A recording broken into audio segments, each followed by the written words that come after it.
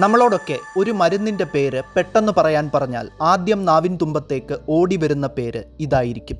N-അസറ്റൈൽ para അമിനോഫിനോൾ, അസറ്റമിനോഫെൻ എന്നൊക്കെ അറിയപ്പെടുന്ന നമ്മുടെ സ്വന്തം പാരസെറ്റമോൾ. ഒരു പനി വരുമ്പോൾ തന്നെ നമ്മളിവനെ പിടിച്ച് വിഴുങ്ങാറാണ് പതിവ്. ചെറിയ പനിയൊക്കെ ഇവൻ്റെ ആൻറ്റിപൈററ്റിക് സ്വഭാവം കൊണ്ട് പമ്പ കിടക്കും. ശരീര താപനില കുറയ്ക്കുന്ന മരുന്നുകളാണ് ആൻറ്റിപൈററ്റിക്സ്. വേദന സംഹാരികളായ മരുന്നുകളെ വിളിക്കുന്ന പേരാണ് അനാൾജസിക്സ്. കൂടുതൽ അനാൾജസിക് മരുന്നുകളും ഉൽപ്പാദിപ്പിക്കുന്നത് പപ്പാവർ സോംനിഫറം അഥവാ ഒപ്പിയം പോപ്പി എന്ന കറുപ്പ് ചെടിയിൽ നിന്നാണ്. ട്രമഡോൾ, ഓക്സികോഡോൺ, ഫെൻറ്റനൈൽ, മെത്തഡോൺ, ഡെക്സ്ട്രോമെത്തോർഫെൻ, മെപ്പെരിഡിൻ, കൊഡൈൻ, ബ്യൂപ്രിനോർഫിൻ മുതലായവ കറുപ്പ് ചെടിയിൽ നിന്നും ഉൽപ്പാദിപ്പിക്കുന്ന ഒപ്പിയോയിഡ് അനാൾജസിക്കുകളാണ്.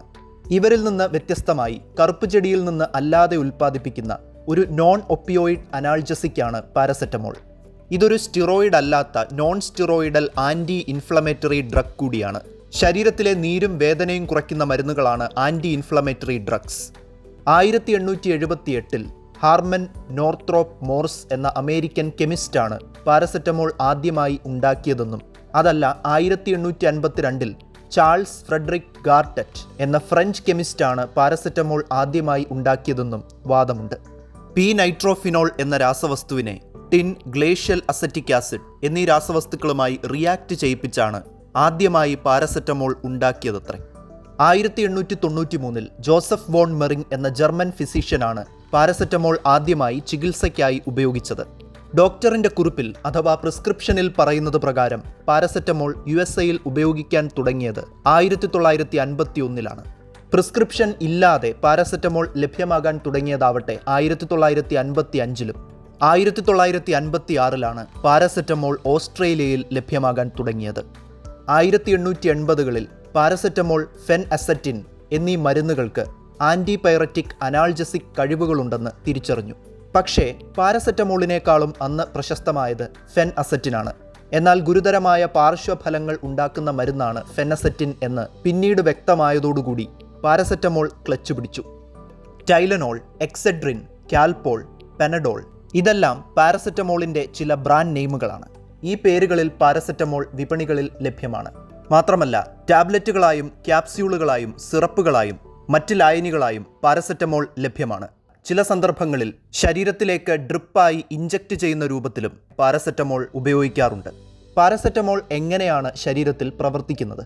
കഴിച്ച ഉടനെ ചെറുകുടൽ വഴി പാരസെറ്റമോളിനെ ശരീരം അബ്സോർബ് ചെയ്യുന്നു.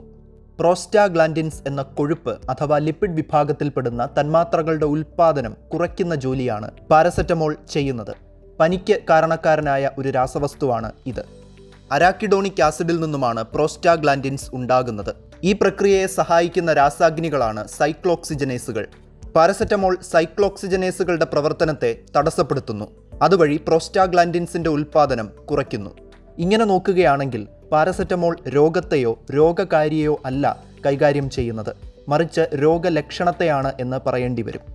നമ്മൾ ഈ കഴിക്കുന്ന പാരസെറ്റമോൾ ഓവർഡോസ് ആയിപ്പോയാൽ സംഭവിക്കുന്നത് എന്തൊക്കെയാണെന്ന് നിങ്ങൾക്കറിയാമോ? പാരസെറ്റമോൾ ഓവർഡോസിൻ്റെ ഫലമായി തലകറക്കം, ഛർദി, വയറിളക്കം, അടിവയറ്റിൽ വേദന എന്നിവയൊക്കെ ഉണ്ടാവും. മാത്രമല്ല കരളിൻ്റെ പ്രവർത്തനത്തെ ഇത് സാരമായി ബാധിക്കുന്നു. ഹെപ്പാറ്റിക് ഇഞ്ചുറിക്കും ഹെപ്പാറ്റിക് ലീഷൻസിനും ഇത് കാരണമാകുന്നു.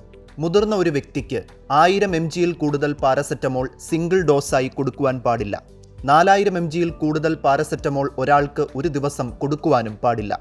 ഇത് 50 കിലോയോ അതിൽ കൂടുതലോ ശരീരഭാരമുള്ള വ്യക്തികൾക്ക് കൊടുക്കേണ്ടുന്ന ഡോസുകളാണ്.